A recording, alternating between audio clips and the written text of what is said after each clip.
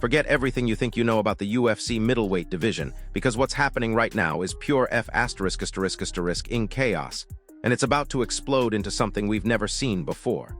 Khamzat isn't just climbing rankings anymore, he's a wrecking ball threatening to destroy every carefully laid plan in the entire division. And the most dangerous part, everyone knows it's coming, but nobody can stop it. That'd be a big fight, you know. I think that, like, I think I'm probably the only one that could beat Chimaev. I honestly think Fluffy's a better wrestler than Chimaev. Like, I think pace-wise, style-wise, I think over 5 rounds, Fluffy's probably a better, but then stand-up, I think Chimaev might take him to stand-up decision. So, I don't know, man. It's kind of weird what the UFC did with Chimaev. You brought a guy in that fights once a year who's like Madonna, who probably gets, like, you know, I mean, how much money does that dictator give him on the table? Like, the guy doesn't need to fight, dude. He's best friends with a warlord, you know? Like, he doesn't need to fight. Dude gets gifted G-Wagons. So you have somebody who, like, he's just gonna sit on that belt and wait until they force him to fight. And then, like, he wanted to fight Nasser Dean or something, whatever the guy's name is. He's like, oh, I don't want to fight you, my brother. Like, what are you talking about? It's not how this sport works, dude. Don't be a go fight that guy.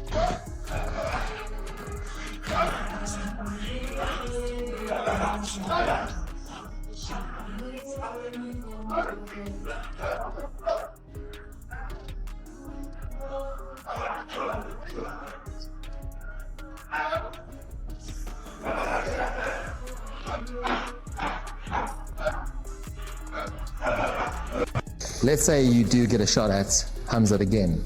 Are you expecting any surprises there? Because he has the default setting, and it's not to fight you, it's to smother you and negate anything you bring to the fight.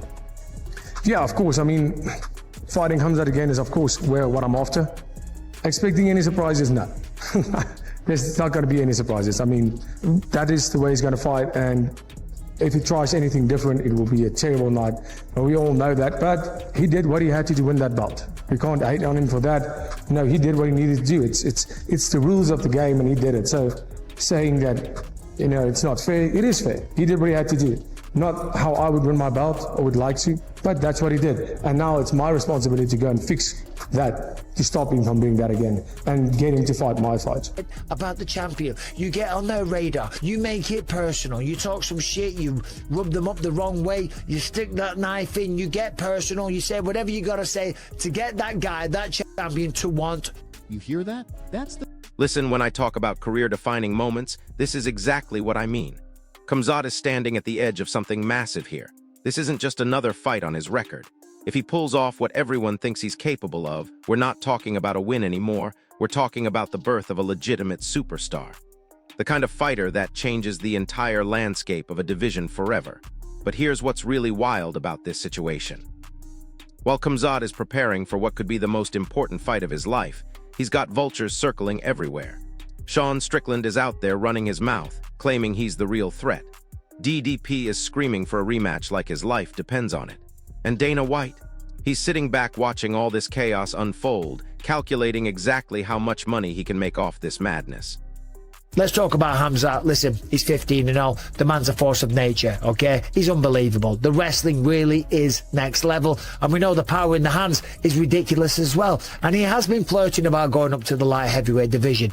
That's crazy talk, okay? That isn't going to happen. I don't think it's going to happen. I really don't. I don't have any inside scoops on that, but come on. There's no way you can't win the belt in August and then about a year later decide that you're going to move up to the light heavyweight division. And of course he called out Alex Pereira. And but let's talk about what's really happening behind all this noise, because the psychological warfare in the middleweight division right now is absolutely insane. Strickland isn't just talking trash for the cameras. Every single word coming out of his mouth is calculated, designed to get inside heads and create doubt.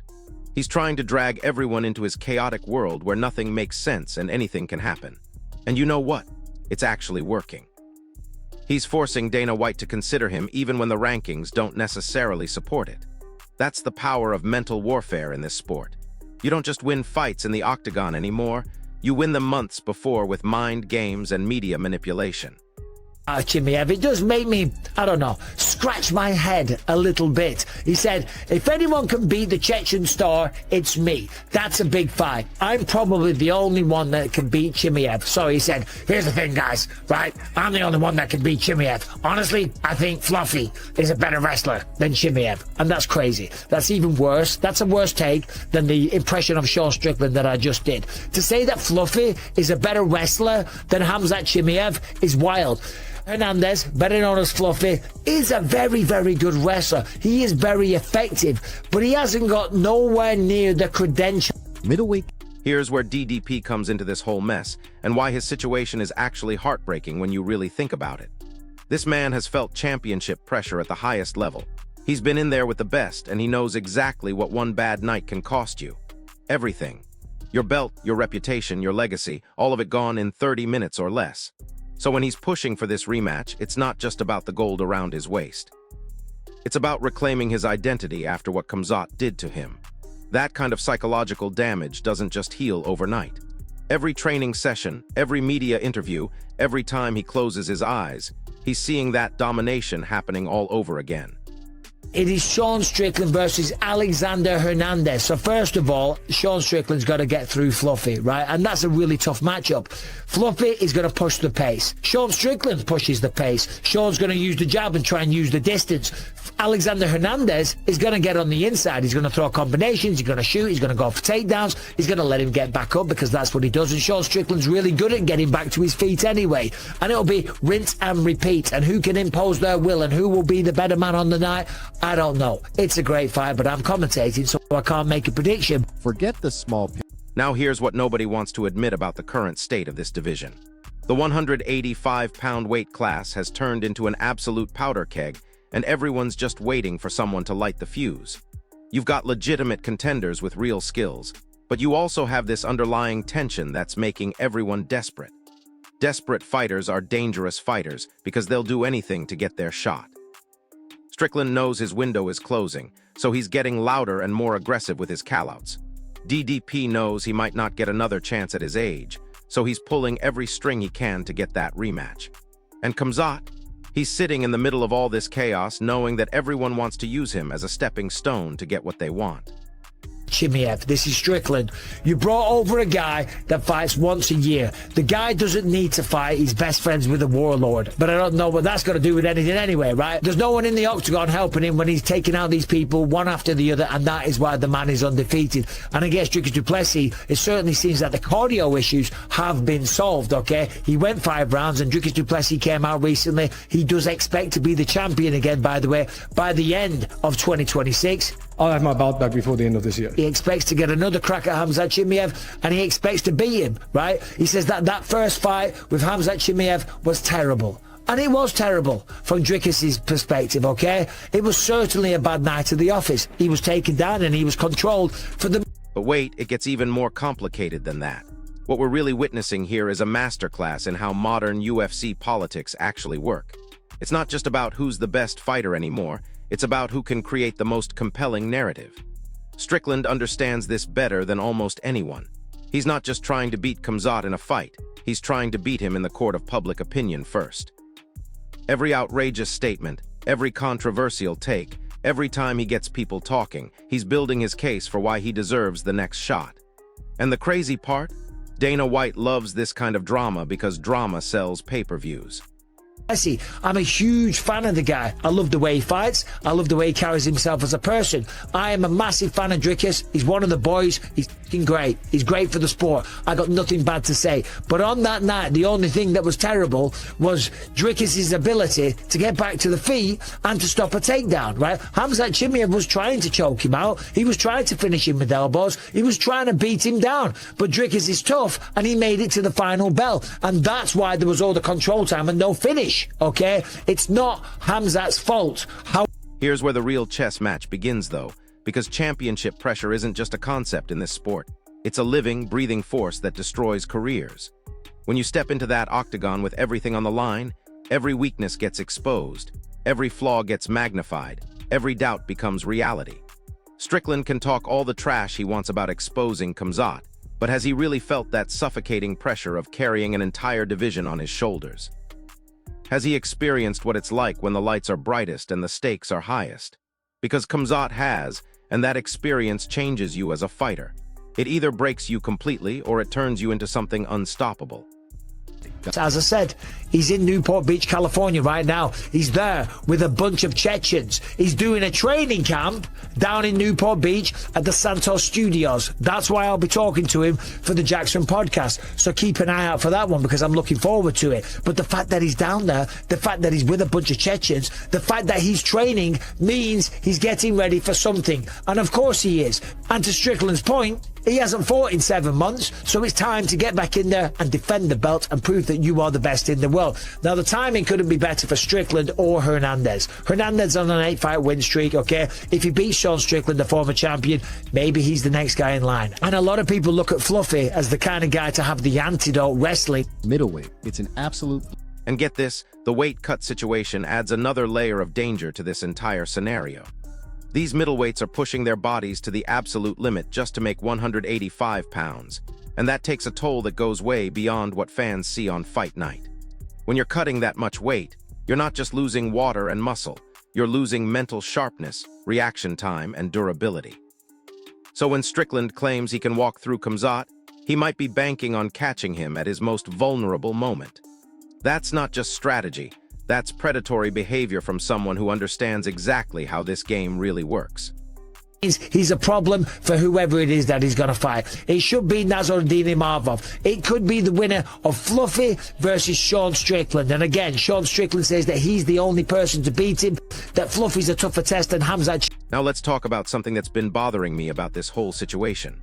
The way people are underestimating the psychological impact of Khamzat's performance against DDP is absolutely mind-blowing. Yes, DDP survived and showed incredible heart, but what happened in that octagon sent shockwaves through the entire division. Every middleweight watched that fight and had to ask themselves the same question. Could I handle that kind of relentless pressure? Could I survive being controlled and dominated like that? And for most of them, the honest answer is probably no. That's why Strickland is being so loud right now. He's trying to convince himself as much as everyone else that he's different.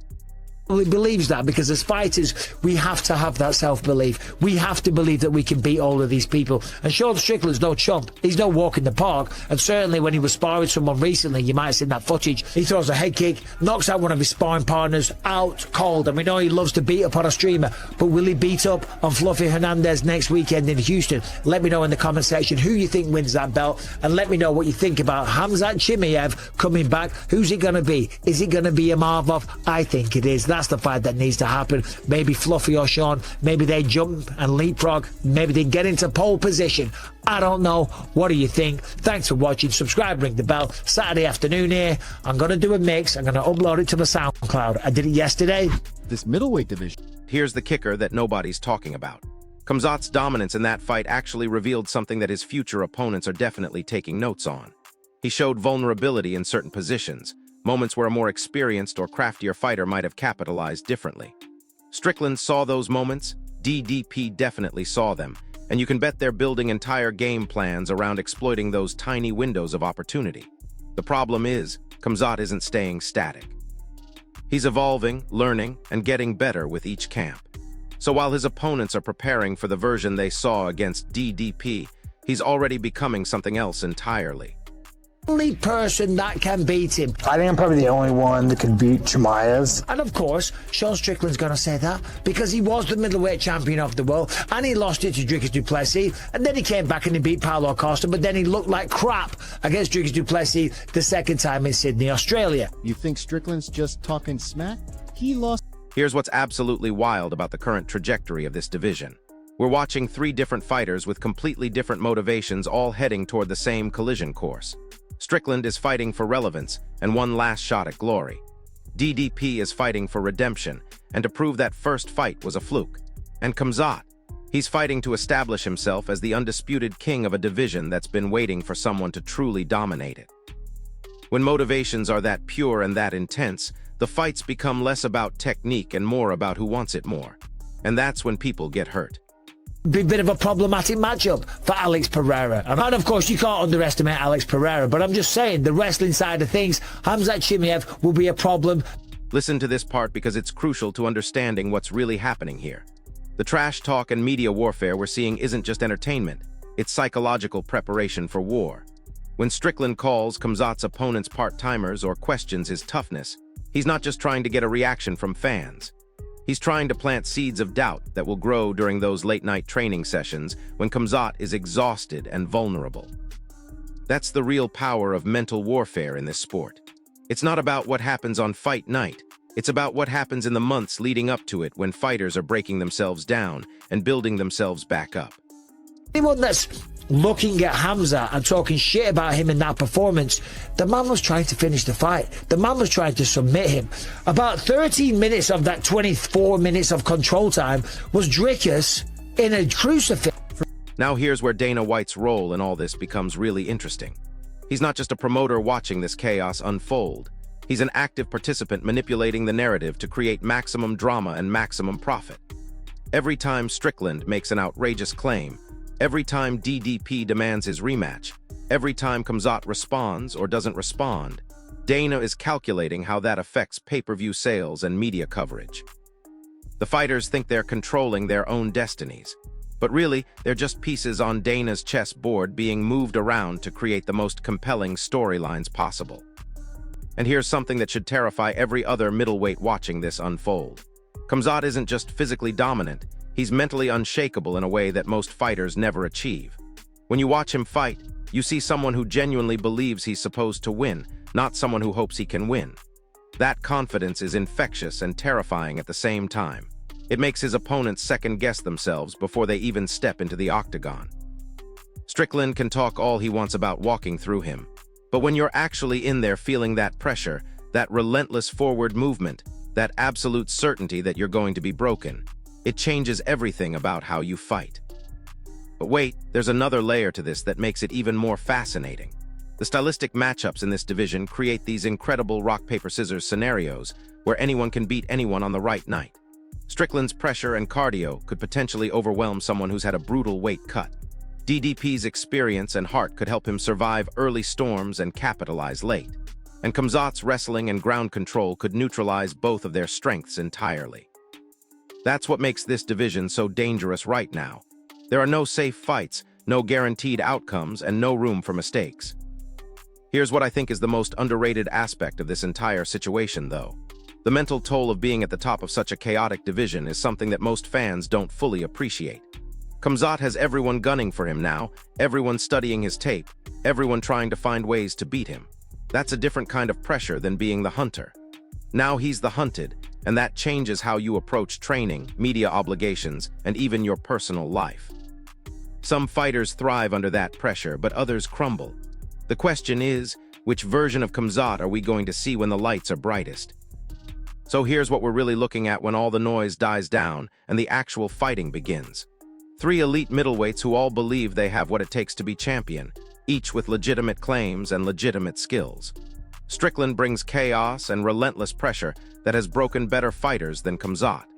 DDP brings championship experience and the kind of heart that refuses to quit even when everything seems lost. And Khamzat brings a combination of physical dominance and mental toughness that we rarely see in this sport. When those forces collide, something special happens, and I genuinely believe we're about to witness something historic in this division. The question isn't who's going to win anymore, it's who's going to survive what's coming next. And honestly, after watching how this has all unfolded, I'm not sure any of them are truly ready for the war that's about to break out. So here's what I want to know from you, drop it in the comments. Who do you think survives this middleweight chaos, and who gets left behind when the dust settles? If this breakdown helped you understand what's really happening behind all the trash talk and politics, smash that like button, subscribe to the channel, and hit the notification bell because this division is about to explode and you don't want to miss a single second of it. I'll see you in the next one. But hold up, before you drop those comments, let me blow your mind with something that nobody's talking about, and it's going to change everything you think you know about this entire situation. While everyone's focused on the obvious contenders, There's a silent assassin lurking in the shadows of this division who could derail every single plan these guys have made. We're talking about fighters who are climbing the rankings without all the noise, without all the drama, just pure violence and skill. And when they finally step into the spotlight, it's going to be a reality check that none of these trash-talking warriors are prepared for. The economics of this whole situation are absolutely insane when you really break them down. Strickland knows that every controversial statement he makes adds zeros to his potential payday. DDP understands that his window for big money fights is rapidly closing, and he needs to capitalize now. And Khamzat, he's sitting on a goldmine if he plays his cards right. But here's the thing about money in this sport: it can make you desperate, and desperate fighters make mistakes. When you start fighting for the paycheck instead of fighting to prove you're the best, that's when everything falls apart. I've seen it happen to legends, and it could happen to any of these guys if they lose focus on what really matters. What's really fascinating is how the training camps are adapting to this new level of competition. These aren't just athletes anymore. They're weapons being forged in gyms across the world. Strickland's team is probably working overtime on takedown defense and cage awareness because they know Khamzat's going to try to drag him into deep waters. DDP's corner is likely focused on early aggression and finishing combinations because they can't afford another 5-round war. And Khamzat's camp. They're studying every second of footage, looking for patterns and weaknesses that only become visible when you're obsessed with perfection. The level of preparation happening right now is probably unlike anything we've ever seen in this division. Here's where the injury factor becomes absolutely crucial, and nobody wants to acknowledge how much it could change everything. These middleweights are putting their bodies through absolute hell in training camps, pushing the limits of what's humanly possible. One torn ligament, one bad sparring session, one freak accident, and suddenly the entire landscape shifts overnight. We've seen it happen before where the guy everyone expected to dominate shows up compromised and gets flatlined by someone who was written off. The scary part is that with this much pressure and this much money on the line, fighters are more likely to hide injuries and fight hurt, which makes every single bout a potential disaster waiting to happen. But let's dive into something even more sinister that's happening behind the scenes. The social media warfare between these camps is reaching levels of toxicity that's actually affecting the fighters' mental health. When you're getting thousands of messages daily, when every post gets dissected and criticized, when your family members are getting dragged into online beef, it takes a toll that goes way beyond what we see in interviews. Some fighters feed off that energy and use it as motivation, but others let it consume them. The question is, who's strong enough mentally to block out the noise and who's going to crack under the pressure of constant scrutiny? Now here's something that's going to sound crazy, but stick with me because this could be the key to everything. The referee assignments for these upcoming fights could literally determine who becomes champion. Different refs have different styles. Some let fights go longer, others jump in quick to stop damage. Some are more lenient with fence grabs and eye pokes, others call everything tight. When you're dealing with fighters this evenly matched, those split-second referee decisions can change the entire trajectory of careers. Smart camps are probably studying referee tendencies just as much as they're studying their opponents, because in a sport where margins are this thin, every advantage matters. Here's what's absolutely mind-blowing about the current state of middleweight rankings. The gap between number 1 and number 5 is so small that any of these guys could beat any of the others on the right night. That's not something you see very often in combat sports. Usually, there's a clear hierarchy, obvious levels of skill and experience that separate contenders from pretenders. But right now, we have legitimate killers from top to bottom, each bringing different strengths that could exploit different weaknesses. It's like watching a perfectly balanced video game where every character has advantages and disadvantages that make them viable choices. And get this, the international appeal of these matchups is driving the UFC's global expansion in ways that most fans don't even realize. Khamzat's background brings in viewers from regions that traditionally haven't been huge MMA markets. Strickland's American trash-talking persona appeals to the domestic audience that loves drama and conflict. DDP's story resonates with fans who appreciate heart and determination over pure athleticism. When you combine all these elements, you're not just creating fights, you're creating cultural events that transcend sports. Dana White isn't just selling fights anymore, he's selling narratives that people around the world can invest in emotionally. But here's where things get really dark and nobody wants to admit it. The long-term health consequences of the wars these guys are about to go through could be catastrophic. We're talking about elite athletes in their physical prime, willing to absorb incredible amounts of damage to achieve their dreams. The brain trauma, the joint damage, the accumulated wear and tear from years of training and fighting at the highest level, it's all going to come due eventually. And when it does, some of these warriors we're celebrating today might not even remember these moments that we're calling career-defining. That's the brutal reality of combat sports that gets glossed over when we're caught up in the excitement of competition. Listen to this because it's going to change how you watch these fights. The corner advice during these battles is going to be absolutely crucial, maybe more important than the actual skills of the fighters themselves. When you're exhausted, when you're hurt, when everything you trained for is falling apart in real time, the voice in your ear becomes your lifeline. Some corners are brilliant at making mid-fight adjustments. Others panic and give terrible advice that costs their fighters everything. The psychological impact of having the right person guiding you through those dark moments cannot be overstated. It's the difference between finding a way to win and becoming another highlight reel for your opponent. Now here's something that's going to sound controversial but needs to be said. The judging in these close middleweight fights has been questionable at best, and that could determine who gets title shots and who gets forgotten. We've all seen robberies, we've all watched fights where the wrong hand got raised, and in a division this competitive, one bad scorecard could derail someone's entire career trajectory. The fighters know this, the coaches know this, and it's adding another layer of pressure to already high-stakes situations. You can't just win anymore, you have to win convincingly enough that the judges can't mess it up. That changes how fighters approach these bouts and sometimes leads to unnecessary risks that backfire spectacularly. Here's what I find absolutely fascinating about the evolution of fighting styles in this division. Each of these contenders represents a different era of MMA development. You've got old-school grinders who rely on heart and determination, technical specialists who have perfected specific aspects of the game, and new-breed athletes who combine everything into complete packages. When these different philosophies collide, it creates these incredible style clashes that are impossible to predict. The old-school guy might overwhelm the technician with pure will, but the complete athlete might neutralize both with superior conditioning and game planning. It's like watching different generations of fighters prove their worth against each other. And here's the kicker that nobody saw coming. The betting odds and fantasy sports aspect of these fights is actually influencing how fighters approach their careers.